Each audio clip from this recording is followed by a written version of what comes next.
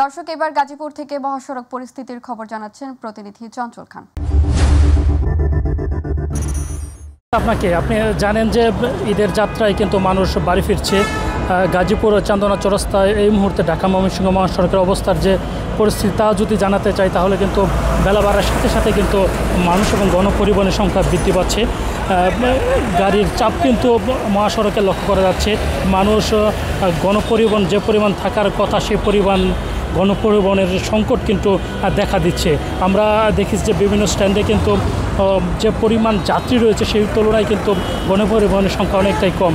এবার এই যাত্রায় কিন্তু ঢাকা ময়মনসিংহ মহাসড়কের কয়েকটি পয়েন্টে কিন্তু জলাবদ্ধতার কারণে কিন্তু যানজটের আকার কিন্তু ভয়াবহ অবস্থা হতে পারে।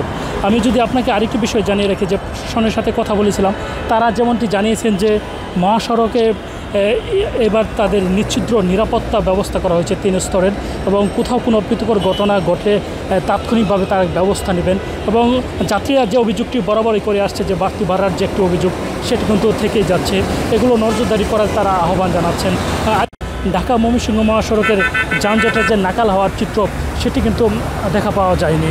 প্রতিবারে এই যাত্রা এখনও পর্যন্ত বলা যায় যে স্বাভাবিক রয়েছে, তবে কয়েকটি পয়েন্টে কিন্তু যানজটের চিত্র দেখা গিয়েছে। চঞ্চল, আপনাকে ধন্যবাদ।